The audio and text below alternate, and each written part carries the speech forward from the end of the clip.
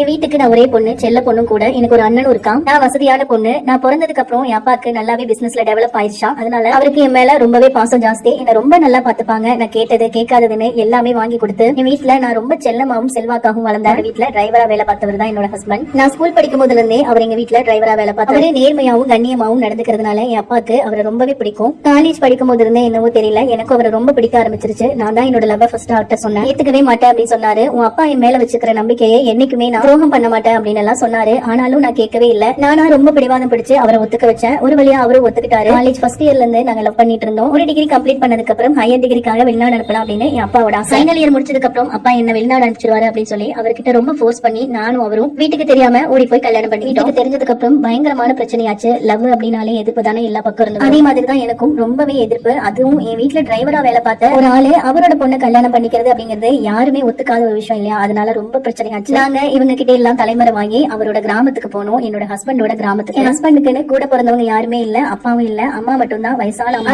கொஞ்சம் கொஞ்சமா பிரச்சனை எல்லாம் கம்மியாக ஆரம்பிச்சது. எங்களோட வாழ்க்கையை நாங்க ஸ்டார்ட் பண்ணோம். ரொம்ப ரொம்ப நல்லா பாத்துப்பாரு. அவரை மாதிரி யாருமே பாத்துக்க முடியாது. வசதி வாய்ப்புல குறைவா இருந்தாலும் ரொம்ப நல்லா பாத்துப்பாரு. எனக்குள்ள ஒரு கில்ட்டி ஃபீல் இருந்துட்டே இருந்துச்சு, வீட்டுக்கு தெரியாம கல்யாணம் பண்ணிட்டோமே அப்படின்னு. ஆனா கடைசி வரைக்கும் அவங்க என் வீட்டுல ஒத்துக்கவே இல்லை. யாருமே இன்னைக்கு வரைக்கும் சமாதானம் ஆகவே இல்ல. அப்பா அம்மா அண்ணன்னு யாருமே என்கிட்ட பேசவே மாட்டாங்க. அப்படியே என்னோட வாழ்க்கை நல்லபடியா போயிட்டு இருந்துச்சு. என் ஹஸ்பண்ட் எவ்வளவு என்ன நல்லா பாத்துக்க முடியுமோ அவ்வளவு நல்லா பாத்துட்டாரு. எங்க அன்புக்கு ஆதாரமா ஒரு பெண் குழந்தையுமே பிறந்தா. என் ஹஸ்பண்டுக்கு எந்த விதமான கெட்ட பழக்கமுமே கிடையாது. ரொம்ப ரொம்ப நல்ல ஒரு மனுஷன் அப்படின்னு தான் சொல்லணும். நாங்க கல்யாணம் ஆகி வந்த கிராமத்திலேயே அவர் ஒரு கார் கன்சல்டிங் வச்சிருந்தாரு. ஒரு நாள் அவரோட ஃப்ரெண்ட் வீட்டுல ஃபங்க்ஷன் அப்படின்னு ரெடி ஆயிட்டு இருந்தோம். அப்போ என் ஹஸ்பண்டுக்கு ஒரு போன் கால் வந்துச்சு. ஒருத்தர் கார் உடனே டெலிவரி பண்ணணும் அப்படின்னு சொல்லி சொன்னாங்க. போன் காலை கட் பண்ணிட்டு அப்ப என் ஹஸ்பண்ட் கிட்ட சொன்னாரு, நீ சீக்கிரம் ரெடி ஆகு, நான் அவங்களுக்கு நான் கார் டெலிவரி பண்ணிட்டு வந்துறேன் அப்படின்னு சொல்லிட்டு போனவர் தான். கொஞ்ச நேரத்துல என்னோட மொபைலுக்கு ஒரு போன் கால் வந்துச்சு. என்னோட ஹஸ்பண்ட் இறந்துட்டாரு அப்படின்னு. வேகமா போயிருக்காரு, ஆக்சிடென்ட் ஆகி இறந்துட்டாரு. அது எனக்கு பயங்கரமான இழப்பு. இந்த மாதிரி ஒரு சம்பவம் நடக்கும் அப்படின்னு கொஞ்சம் கூட நான் எதிர்பார்க்கவே இல்லை. என்னோட அன்பான கணவரை அன்னைக்கு நான் இழந்துட்டேன். அந்த கை குழந்தையோட என்ன பண்றதுன்னு தெரியாம, போகும் வழி அறியாம, திக்கு தெரியாம நின்னுட்டு எனக்குன்னு ஆறுதல் சொல்ல கூட நெருக்கமானவங்க யாருமே இல்ல. அக்கம் பக்கம் தெரிஞ்சவங்க தெரியாதவங்கன்னு எல்லாருமே பரிதாபப்பட்டாங்க. அவ்வளவுதான், என்னோட வாழ்க்கையே முடிஞ்சு போச்சு. இன்னைக்கு என்னோட குழந்தையோட தனியால நான் வாழ்ந்துட்டு இருக்கேன். இன்னைக்கும் என் வீட்டுல யாருமே சமாதானம் ஆகல, என்னை ஏத்துக்கவும் இல்ல. என்னோட பெண் குழந்தையோட தனியா ஒரு வாழ்க்கையை நான் வாழ்ந்துட்டு இருக்கேன். என் குழந்தைக்காகவாவது இந்த வாழ்க்கையை நான் வாழணுமே, அதுக்காக நான் வாழ்ந்துட்டு இருக்கேன். இந்த மாதிரி ஒரு தலையெழுத்தும் இந்த கடினமான சூழ்நிலையும் யாருக்குமே வரக்கூடாது. இதே நம்ம ஃபாலோவர்ஸோட ஸ்டோரி. அவங்களுக்கு நீங்க என்ன சொல்ல விரும்புறீங்களோ அதை கமெண்ட்ஸா சொல்லுங்க.